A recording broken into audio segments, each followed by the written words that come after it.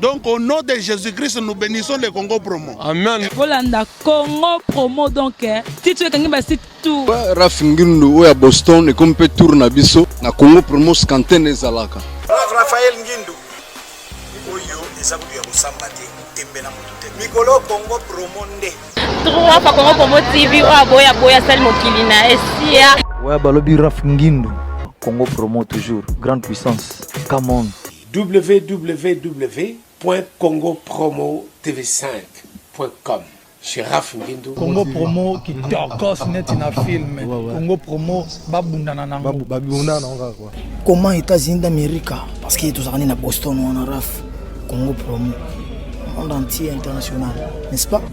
Congo Promo, tout partout. On va limiter sur le côté partout. Donc on a vu Sibiso Congo Promo numéro 1 site tout. Bonjour très chers internautes, merci d'être branchés sur votre site www.congopromotv5.com chez les Big Boss Raf Ngindu de Boston. Un grand merci à vous, un grand merci au Studio Robot pour la réalisation de cette émission. Là je vois l'assistance de Jack Boer, vraiment, un grand merci à vous, à mon vieux Congolo de Cape Town vraiment pour son assistance. Aujourd'hui, j'ai reçu un prophète, vous le connaissez bien, c'est un homme de Dieu qui évolue ici en Afrique du Sud, le responsable de l'église Living God, ici à Johannesburg. C'est avec lui, nous allons nous entretenir, très chers internautes. Il a un message à vous adresser, vous, très chers internautes, très chers téléspectateurs, partout vous nous suivez, dans tout le coin du monde. Il est déjà à mes côtés. Je m'en vais saluer l'homme de Dieu. Bonjour, prophète Joël. Bonjour, maman Bibiche, que Dieu te bénisse. Comment la santé? Santé est bien, ma cassie. Donc nous sommes là, nous sommes en forme. Et Dieu nous fait grâce, ça va. Ok, merci Living God. Balobi que non, église Oyo. Donc ils ont kende sango babi Living God malgré ça on a comme côté ya Yoville te place ba congolais bazali babi ils ont kende sango ba koka bazo tambola ba miracle zo salama ba bazo zo misala ba lobi que non Living God migolo yo to ebité prophète Joël niveau mati mamni en tout cas vraiment on a ba mambo te quoi. Bible lobi voici les miracles qui accompagneront ceux qui auront crié à mon nom. Et comme nous croyons au nom de Jésus qui est au-dessus de tous les noms, et c'est pour cela les signes et les prodiges sont en train de nous suivre. Donc, la Bible déclare quand Dieu donne une vision, il donne aussi la provision de la vision. Nous essayons pas de faire ce que nous faisons, nous faisons ça avec conviction et avec appel, et avec consacration, et Dieu nous reconnaît dans l'office prophétique. C'est pour cela qu'il y a des signes et des miracles. Ok, alors vraiment tout le bel cambi à bag, balobi bébé c'est tout de la biso prophète vraiment, ce communier prophète Joël, azana babag moromi balé vraiment, y a on les opé c'est nguya, sera simbi mutuka be pa mutakoi. Ce qui cocaye boye, l'accès ka bag wana moni couleur rouge et coca tamboli atiki babeki prophète. Et comme ils sont maramba bag, baninga basala ba mouchoir, mais yo commence à l'année bag, changer stratégie donné. Bag ni. Babak mobil omi balola takaya vert mais rouge. Namoni lolo la tiangote, lolo est noir. O peut que ça puissance mususu ou comment? Mais na megosi mona oh yo soto ko. Eh ben c'est la rende papa ou akasi. Non, gloire à Dieu, nous sommes déjà passé ce niveau là donc on n'est plus dans des petites choses, ça ce sont des petits numéros, tu vois, des petites choses l'homme de Dieu, c'est un homme que Dieu reconnaît. C'est pour cela que toute parole qui sort de sa bouche est accompagnée d'une action, d'un miracle. Donc ça n'a rien à voir les bagues, les choses de blagues. Parfois on a évité. Donc bag bag mo cher, ce sont des or, ils ont des diamants na kati, donc c'est pas un péché. Donc ce sont des petites choses, ce sont des petites histoires. Donc bag juste pour la fantaisie. Toko ta na détail biloko na distraction. Donc la puissance de Dieu et à moi. Donc, na cause à la peine à kilote, mais Moutaïbo a Koufa na Simbe à Telemi. Ce sont des choses qui évoluent. On est à Biloga Pampa. Ah, eza biloko ya pamba pamba, mais prophète Joël alobi bagwane za juste kaka pour na fantaisie de ezaka juste la tiango pour amisepelisa quoi. Non, c'est ils bien anga quoi. Ils ont gagné dans lati catch. Ils ont gagné dans lati Nino Zomona. Ils ont gagné dans lati bag. Donc c'est comme ça quoi. Donc ils ont un caraba. Moni batu na mukili. Tant aux ans est l'autre côté, bat babi aux ans est l'autre côté. Tant aux ans lango, bat babi aux ans lango. Tant aux ans lango on a bat barolinga. Sikoba notal là donc. Donc les gens normal, on a un docteur, on a un mécanicien, on a un monsal nzambe. Donc le peuple de Dieu ont droit à checker, ils ont droit à regarder parce que Nathan les lopé mamabe comme belé, ils ont un système mamabe comme belé. Nous ne sommes pas dans les systèmes du monde, mais nous sommes dans les systèmes prophétiques de l'Éternel. C'est ça. Ok, système prophétique de l'Éternel. Année Oyo, élection, Toko na masolo vraiment mboka, année Oyo, élection Ezali, année au 2016, prophète Joël, étant que pasteur, étant que prophète de Dieu, je ne sais pas, prophète de Dieu, yo lobini ni pour la élection et mboka na biso, pour ba lobi que non, ba c'est l'ensemble puis ba koti makambongo, bazo sambela vraiment pour na mboka na biso ezala na kimia, prophète Joël to yambio lelo. Oza représenté à prophète vraiment une émission oyo pour na yo élection et kozala to kozala te. Gloire à Dieu, nous bénissons l'Éternel. Élection, ce que j'ai ma bête, élection faisala. Donc, parce que l'autre fois j'ai compris que dans cette émission, le peuple de Dieu m'a pas compris.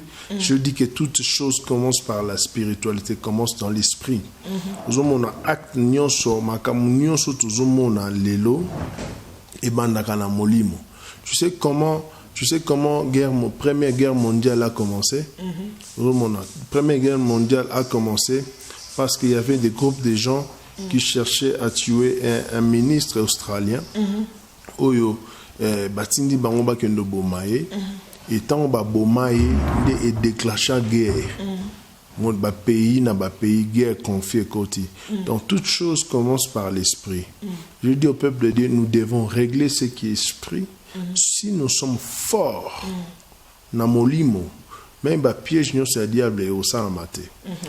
Et je dis encore au peuple de Dieu que il y a le choix de l'homme et il y a le choix de Dieu. La Bible déclare David est appelé Dieu, l'homme sera le cœur de Dieu. Et à cette époque, le peuple s'est soulevé. Les peuples s'est soulevé. Ils ont demandé au prophète Samuel, choisis-nous un roi pour nous diriger. Nous avons besoin de voir quelqu'un. Parce qu'à cette époque, c'était les prophètes qui dirigeaient un pays. Vous voyez? Donc la Bible déclare, les prophètes ont choisi un homme pour diriger. Et dans le cas de David, c'est Dieu qui a choisi David. Et je dis au peuple de Dieu, vous devez savoir, c'est Dieu qui l'a choisi ou c'est pas Dieu qui l'a choisi. Si c'est Dieu qui l'a choisi, mais si c'est la volonté, il y a mon kili, si c'est la volonté à Batou, la volonté de Dieu se fera.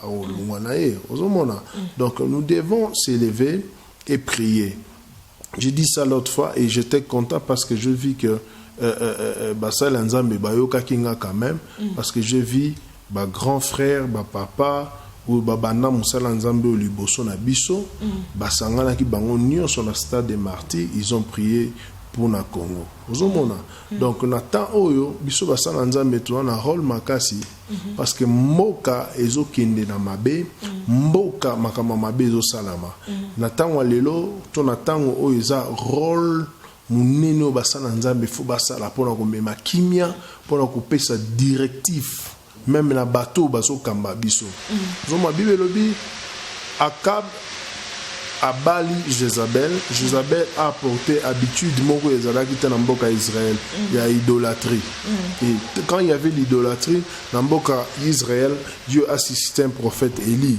Et le prophète Élie a rassemblé tous les prophètes de Baal. To histoire abelelaki moto kitaki. La différence, c'est à travers le feu. La différence, c'est à travers la puissance que Dieu t'a donnée, toi, homme de Dieu, pour amener la solution au peuple de Dieu. Donc, nous prions, nous tous, que Makamuna Kongo les bien, Bitumbez à la terre, Batuba Koufate, même au présent à pouvoir, ceux qui, les Lonzambarolina, qui a quitté Bokondi, ils sont avec amour, ils sont avec sérénité, ils sont avec Mutuboya Koufito, Lembi Makambo, président Boyba Bomaki, président Boyba Koufaki. Tout ça, on a besoin que Lelo, Mutumoko Boya Kambaki Congo, Atiki peut pouvoir, mais tout le monde a quand même. Azo bénéficier peu na gouvernement, azo bénéficier peu na parlement, azo peut s'appeler ba conseil. Donc nous devons changer l'histoire du Congo. Bisoka oyo, bisole to botami to kutai Mobutu. Les commerces au Mobutu Azamabe. Toyambi Kabila, le père, il est venu, Toyambi na balabala. Karabiso monde to bomiye. Les losusu et les Joseph a dû prévoir un jeune qui va nous amener, qui va amener des bonnes idées. Les lobiso monsu to lingete. Est-ce que oya koya wana to lingé kaka? Nous devons fixer où est la base. Nous devons fixer où est primordial dans tout le peuple congolais. Parce que le peuple congolais, nous avons une maladie qui est que nous attaquons les faits, mais nous nous attaquons pas à la base. C'est ça le problème. Ok, merci prophète Ponayo, homme idéal à co-diriger Mboka parmi les opposants, Nabato Bazana pouvoir, pour le prophète Joël, qui peut diriger notre Congo. Muto kamba Congo na opposant faut azana muto ayebi Yesu Christ lokwa mokonzi pe mobikisi na ye. Mais la plupart na molimo nanga nazomona ebele kati na bango wana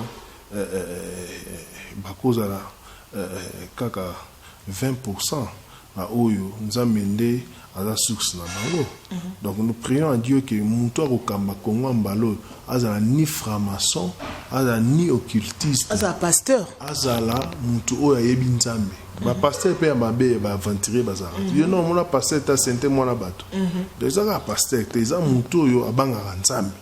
Osomona. Donc nous sommes en train de prier que Dieu puisse visiter Congo. Tout le monde y passe bébé. Biso to botami to koli le to komba tata be Congo souffra kaka. Bana biso pe bango ba botami bazoko la Congo zo souffrir kaka. Nous devons changer. Nous les hommes de Dieu, nous devons s'élever et prier à Dieu, si Dieu nous reconnaît, que Dieu puisse faire un miracle comme il a fait avec le peuple d'Israël. Ok, prophète, on a vraiment les camoyo. Ceux qui vont être parmi Bamboka en Afrique, Bamboka ou Sambelara, Congo na biso ezali. Bamboka ou Sambelara vraiment pour Namboka. En fait, pays où Sambelara vraiment pour na gouvernement. Mboka na biso Congo mona presque na ba nenyonso anytime mona ba mata bangomba baso sambela pona mboka o senti ba journée donc uniquement pona mboka mais mboka ngo ebonga kate siko na ngina yeba eza ba dirigeant ne bazo diriger mabe to eza ba peuple nde baza mabe mais anytime ba sambela pona mboka ba peuple basambela nzambe tinde biso dirigeant bien nzambe to sana posa mboka bonga mais mboka ngo bonga kate na ebité eza ba dirigeant baza mabe to eza ba peuple to nzambe nde ayokaka losambo ya ba peuple te. Non, maman, moni na question tuninga, on dit toujours il y a pas un mauvais chef. Il n'y a pas de mauvais joueurs, mais il y a un mauvais coach. Ce coach Nabino a ébi mamba la télé. Donc, on nous sort peu Sabino, tabobi beta balendeni. Système européen Sabino et on met Mabino car un échec. Problème il y a un Congo, c'est que batou faut se repentir. Le peuple congolais est singé tout bon la mitema. Au mona muto kaka kenda église ye wana soka moni muninga na ya zui abando tonga mais dimanche za ina église alingi mutu pembe na zoate ye moko anda faza chef ozomona e bata bon temps ozobondelo kasi nzamba oyo kate ba pratique mabeze belé ko sambele zaka ya maloba. Bible lobi vous priez mais vous priez mal. Vous devez savoir la Bible déclare Daniel priait, mais sa prière a été bloquée dans l'extrémité. Bah prière na biso to sambelaka. Est-ce que comme mais parce que Dieu ne regarde pas le corps, Dieu regarde l'âme et l'esprit qui est en nous. Tozo sambela memabe tozo tikate nzamba oyo kabiso ndeni. Le peuple de Dieu, le peuple congolais est sengé to bongo la mitema na ndenga solo, to sambela nzambe pe na ndenge ya solo. Na ndenga malobaka ate ko sepelisa batute. C'est ça le problème. Et tant où toko na niveau wana. Et la Bible déclare, il n'y a personne qui est monté à la montagne chercher la face de Dieu et rentré mais vide. Il est rentré comme il est venu. On voit même dans la Bible, Moïse est monté à la montagne. Quand il est descendu avec les tables de loi. La vérité, le peuple congolais, photo Lukanzambe, la vérité. Ok, to Lukanzambe, la vérité. Balobi prophète Joël, Azanae combattant. Bamoussou balobi prophète Joël azanaye kolabo to éviter balobi Neema sikate ndayaka a vraiment na Pretoria ayaka prophète Joël akende ko raconter babi ke yo posaka pembe bosaka côté mo na prophète Neema oyaza mutu akabila apesaka o mongo awa pour peu au sensibiliser batu awa otindaka vraiment batu bakanga ba combattant ba beta ba combattant éviter prophète Joël yendo to yambio a vraiment éclaircir biso bala nyonso pesa na mbongo bapesa ki yo mbongo po okangisa ba combattant nyonso bana nyonso ya Al-Qaïda donc ya ba combattant okangisa bango ya bala nyonso ya Al-Qaïda obedisa bango ba sala mobulu donc ba combattant quoi. Non, ce sont des mensonges. Moi, je suis un combattant en Christ et je suis le collabo du Seigneur. Vous voyez, donc, bilo kona mike ngala kokota la katite. Donc, mbongo so mbongo na mona même pas 10 francs. Donc, souci na biso eza souci ka évangile. Si moi j'avais fait cet acte ya mosala nzambe ya ki wana ezali ka souci ya bolingo ya makambo nzambe soki eza na bato musu ba profitaki na ba événement po balia ba mbongo donc on a tika kolia mbongo te moi mon souci était que na sala mosala nzambe et puis nzambe on a pambolanga zomona c'est ça. Prophète Joël, un jour suppose un politicien ko dirige mbongo na biso non, parce que Ngai appelle Nanga, Dieu me reconnaît dans l'office prophétique. Moi, je suis au-dessus de la politique. Donc, Nganaza, Moutou Oyo, tant que politicien, les Sidi Bango, ils doivent recourir par Nanga pour qu'on appelle ça Bango directif. Donc, c'est pas mauvais aussi de faire la politique dans les bons. Mais moi, c'est pas mon appel. Parce que moi, je suis un économiste d'information et c'est pour ça que nous sommes en train de gérer des gens. Donc politique eza soué nangate soué nangeza que nate ya bananza meliloba en vérité.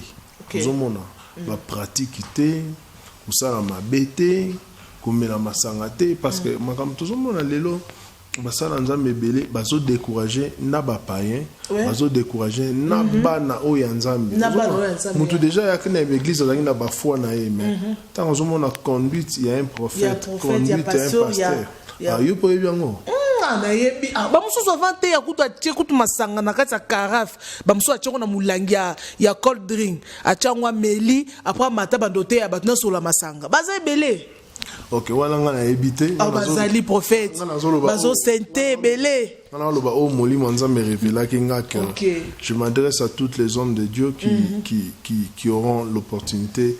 Il y a Hollanda émission. Vous savez, nous avons un rôle important à jouer dans la communauté, dans la famille, dans la mboka. Nous devons être exemplaires.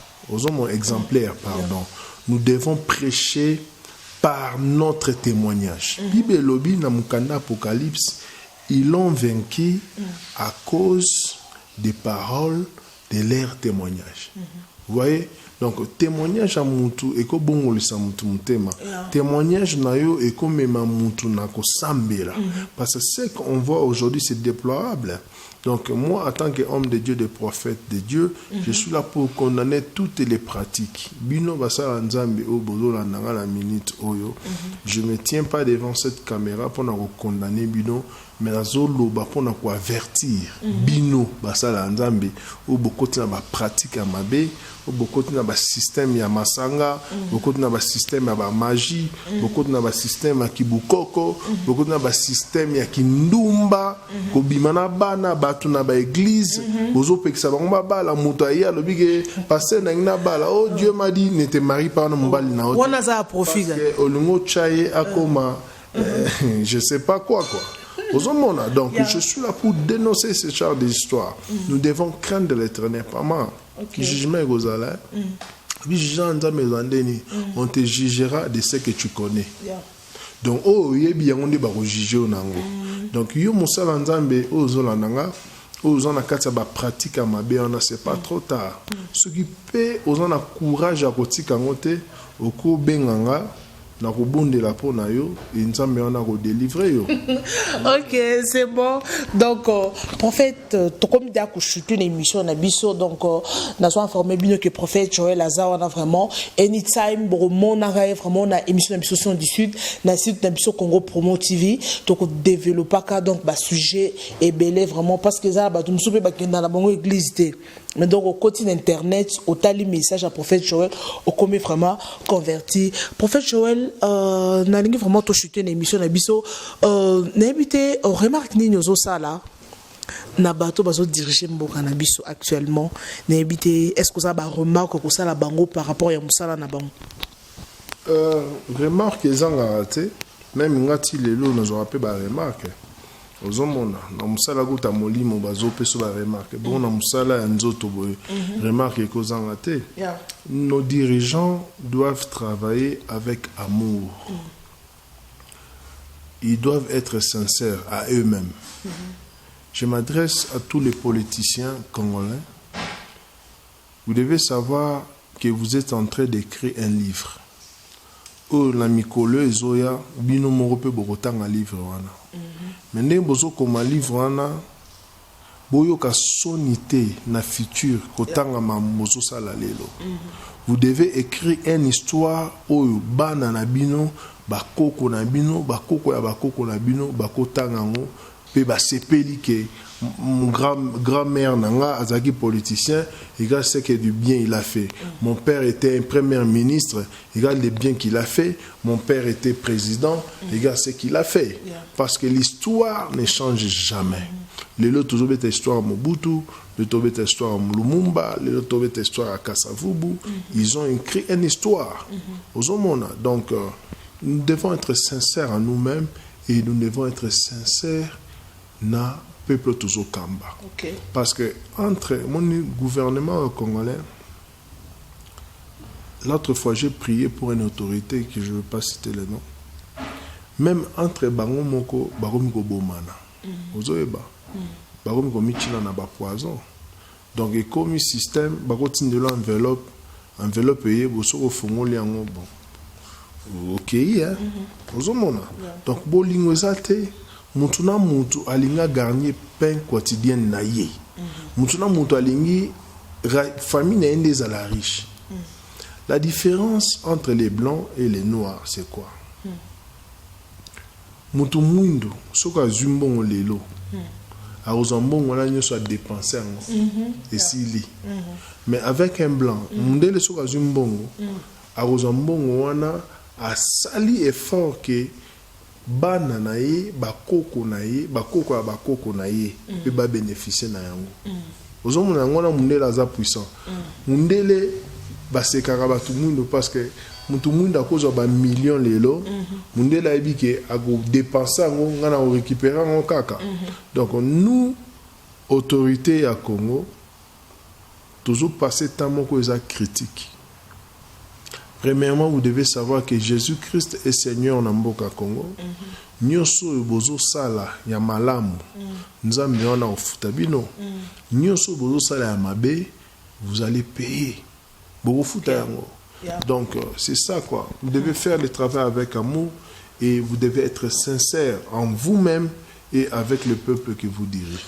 Ok, merci beaucoup au prophète. Tu as chuté vraiment dans l'émission d'Abisso pour Nalilo. On a développé ça un message pour la nation.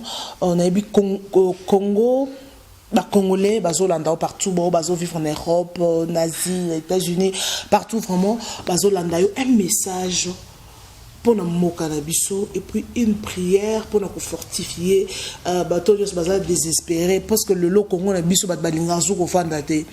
Donc bagnos bakomo préféré ka babima na mboka bakene parce que Congo pasi, Congo kotanga pasi, Kolia pasi, makamnyo so pasi. Un mot de la fin pour clôturer cette émission.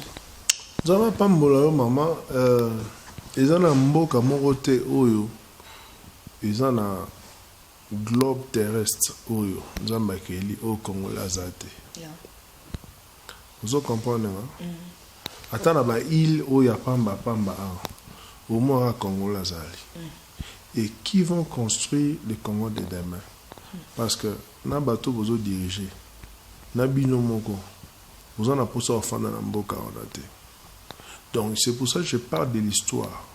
On doit écrire une histoire où le bisonyoso tout vous en enseignant autant on a jour et zoya. Vous voyez? Donc namboka na biso Congo bato bazana passe zo bakisama bato bana mbongo basoko masusu na mbongo ebele. Donc mboka kama mabongo te. Nous voyons na mboko tozo tambola ou tozo vivre. Ozomona ki ata président on a besoin de somba et loco. Il peut faire tel madame longo. Ozomona. Mais na Congo na biso, mutusoka azuka pouvoir mukie. Basa batu basili, mutusoka azuka pouvoir mukie. Mabe eye makasi. Ozomona. Donc ndenge nini toza capable ya kotonga mboka. Biloko a mikie tozoko ko maîtriser ngote. Donc je m'adresse à tout le monde qui me suit dans l'émission Oyo. Un prophète peut parler quelque chose qui n'a pas de forme, mais dans les jours qui viennent, il cause forme. Ozomona. Peuple congolais, nous devons nous repentir. Et c'est tout ça melanzambe na ndenge solo. Congolais ont la maladie moko maman. Maladie on est en des monde qui sont journalistes. Ceux qui sont des journalistes musulo wa mwasi. Ceux qui yo ki yo émission zo sala et simbi. Au lieu y pas sala, mais est-ce quoi comme ko sala on a boule que y a les cailloux. Alors moi sala on a ndenge que yo réussir te y a réussir. Congolais aligné congolais. Même na mboko tozali bato babuma ba congolais, bato batonga ba congolais za ba congolais. Les États-Unis c'est OK, la même chose. Na Paris, la parlons que toi songi à Paris, na Belgique et les qui a mon kilomètre. Ouais. Et au monde a bajara bataboy. Ndeo président wana azonyo kolabatu, nzamba roboma quel nzambe que nous prions. Nous devons changer premièrement notre comportement. Nous devons changer notre habitude. Congolais place nos saza mabeza kaka. Donc nous avons souci de notre pays. Nous devons prier Dieu avec sincérité. Nous devons prier Dieu nako bangaye parce que tu peux jamais gokende l'église au sambela pona mboka na yo mais tango bimi église au bando tonga bato tango bimi église okomi goyiba bambongo bato et ozobonde na nzamba na oyo kaote domona. Donc souci na biso ça que peuple congolais azala heureuse mboka na biso makambo simba ba étudiant on bazo si sa ba classe bazo misala parce que système c'est comme na Congo jeunes soko silisi soko komi PDT aux hommes salate. Surtout nous sommes en train de condamner ce genre d'histoire. Zomona yango tozobonde la ke nzambe apambola pe ba chrétien qui chrétien moko boa comme millionnaire azala ba mbongo ne belé na Congo a fondé ba entreprise tant ba nzambe bazo azo laksa ba nzela nzambe. Mais toutes les grandes entreprises, toutes les grandes organisations est dirigées par les anges des ténèbres. Toutes les grandes banques, si vous avez des chrétiens, auquel vous avez la banque, il faut signer à faut sa maman. Moi, je sais que les chrétiens ont mis ça à la tête. Donc, c'est pour cela que je dis, peuple congolais, il faut assembler la solo. Parce que au moment que je vous parle de Congo, on a un système comme dans le Congo, on a. Donc, au moins, un jeune homme, asisi classe na ye a souffrir maman na te kaka mapa asisi classe ba puis avant comme ozo musala faut comme moi aussi ozo mona et puis moi aussi on les a moi ça il y a plaisir te moi aussi on les a ba initiation na makama mabe même dans monde ba journaliste même dans monde ba docteur même dans monde politique Makamono c'est comme Babé. Par là, nous comprenons que Jézabel est déjà entrée dans le Congo. Et quand Jézabel a côté dans le Congo, qu'est-ce que Dieu a fait? Dieu a suscité Élie. Qui est l'Élie d'aujourd'hui? Qui peut s'élever dans le temps où Allélo a condamné Mabé Zolé dans le Congo? Qui peut s'élever à l'Obake Bananzambe pour repentir imiter Manabino? Même s'il y a des prophètes de Baal, mais il y a encore des milliers de prophètes que Dieu a mis à part pour combattre l'esprit de Jézabel. C'est ça mon message. Ok, merci. Un mot de la fin. Ok, mot de la fin, non, Tokomi, un mot de la fin. Pour cette émission. Un mot de la fin, ils en ont noté. Donc, tous en ont envie. Ce que je peux dire au peuple de Dieu, au barolan d'émission, Jésus-Christ est Seigneur. Jésus-Christ est Seigneur au Congo. Jésus-Christ est Seigneur dans nos vies. Vous voyez, donc, photo sans mélanzambe à solo, photo lungwana niveau, il y a mentalité oyo Nzambe aponi musali na ye, Nzambe a tué à part un homme de Dieu et des autres sont là pour critiquer. Vous voyez? Donc, mais lo kamalam oba Nzambe bakosala, quand tu choisis quelqu'un, batunyo sofu bakima na makolo na ye bayoka ainsi dit l'Éternel. Osomona bayoka plein Nzambe ezanini. Dieu n'habite pas dans des critiques. Dieu n'habite pas dans la division. Dieu n'habite pas dans les guerres. Dieu habite dans l'amour. L'amour a existé même avant les commencements. Donc, avant ya koloba mabe ya muninga mitala nanu. Avant ya koboma muninga yeba ke yo poza mutulobi okufa. Ozomona tango tokomo kanisa bongo na ndimi ke mboka na biso ko changer et puis biso ba congolais toko changer. Prière nangeza que Nzambe ya molimo basakoli a visité Congo na biso. Nzambe ya molimo basakoli asima mitema ba dirigeant na biso ba o bana makanisa mabe Nzamba confondre bango ba o bazana makanisa malamu Nzambe asunga bango. Et je déclare en tant qu'un prophète de Dieu makila egotangate na mboka ya Congo batu bakokufa te parce que dans ma vision je dis ça que j'ai vu 14 anges des ténèbres qui sont descendus pour révolter mitema bana Nzambe pour ma distraction. Et je m'adresse même aux toutes chefs qui s'occupent dans tout le département dans Mboka Congo, même la police, même l'armée. Vous devez croire en Jésus-Christ. Parce que si vous n'attachez pas en Jésus-Christ, il y aura des choses terribles qui vont se faire. Même dans Katia Basoda, même dans Katia la police, même dans Katia gouvernement, il y aura des déceptions graves. Donc, c'est ça ma prière. Peuple congolais, tout quand malanza menandenga solo, bato bozo kambabiso, beaucoup ma histoire, au binomo vous êtes capable de retanga dans les futurs. Que Dieu vous bénisse. Ok, un numéro de téléphone. Déjà, j'ai tout un bureau. Souvent, quand on a vraiment téléphone, vraiment ming-mingité. Mais le peuple de Dieu qui vient nous contacter, peuvent nous contacter dans 011 039 80 60 011 039 80 60 ou bien Bobengui na 082 79 38 238 082 79 38 238. Je suis là en tant que la bouche de l'Éternel. Je suis là en tant que conseiller de peuple de Dieu, même des serviteurs de Dieu. Bino bato bokoti na kindumba. C'est le temps de vous convertir. Cherchez des hommes que Dieu a établis, que Dieu reconnaît. Ils vont prier pour vous et vous allez changer vos vies.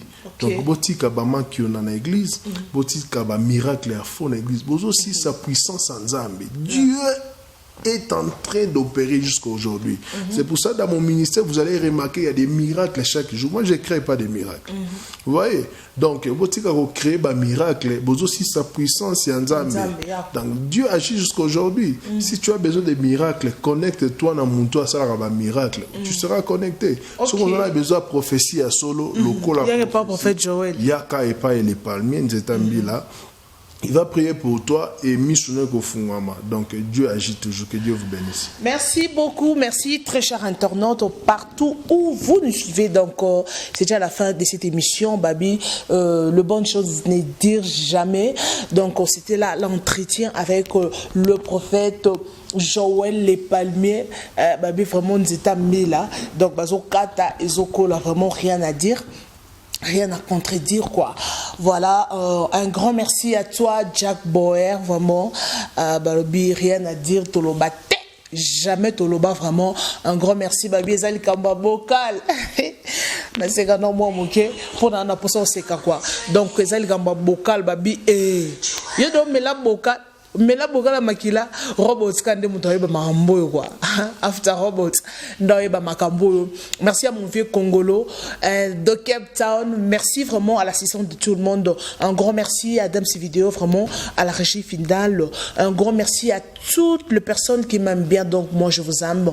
J'aime bien vos remarques. Quand vous m'appelez, donc je suis là vraiment pour vous disposer pour vous satisfaire, pour vous informer vraiment.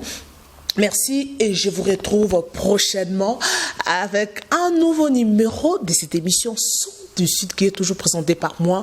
Donc, Babi Zali Kamba Boka, Babi niveau na yo ezawa te.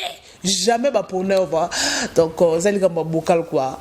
Mais on a besoin de ça. Mela ba Bokal, na mela ba Bokal. Babi Jack Boy ne comme awe ba marambo quoi. Et le bon Jack Boy. Donc merci beaucoup. Donc il y a un numéro là-bas. Donc appelez pour des messages. Pourquoi pas. Donc je peux pas terminer cette émission sans pour autant remercier celui qu'on appelle Mustapha Bouanga Babi Robots. Que bon traverser robots, traverser on a le ngete, que ba tout donc merci beaucoup. Et donc prochainement nous allons encore recevoir le prophète Joël qui parle bien. Donc alors vraiment bien donc message éco thérapie et capté donc population. Merci donc. L'adresse de l'église, donc, c'est juste na Second Avenue, na Orange Grove, pour na bateau baza à vraiment na Yoville, aux na pour ça ou assister na église dimanche à partir de 12h30 au Kilt Ezali. Donc, pour avoir plus de précision, il y a un numéro là-bas, appelez, je vais vous informer. Donc, merci beaucoup à vous. Restez toujours connectés sur la www.congopromotv5.com chez le Big Boss Rafingi Nguindo de Boston. Stay tuned. Bye. Donc au nom de Jésus-Christ, nous bénissons le Congo Promo. Amen. Volanda Congo Promo donc si tu es quelqu'un basi tout. Rafingindo ou à Boston et comme peut tourner biso na Congo Promo scanten ezalaka. Raphaël Ngindu. Oyo ezabudu ya busambate tembela mutute. Mikolo Congo Promo nde. Trois fois Congo Promo TV ou boya sali mokili na esia. Ouais balobi Rafingindo. Congo Promo toujours, grande puissance. Come on. www.congopromotv5.com. Chez Rafingindo. Congo Promo qui torcos net in a film. Congo Promo babundana nango. Comment États-Unis d'Amérique? Parce que tout ça na Boston ou en Raf. Congo Promo. Monde entier international, n'est-ce pas? Tara Congo Promo, tout partout. Bango ba limiter sur le côté partout. Donc, Congo Promo numéro 1, site tout.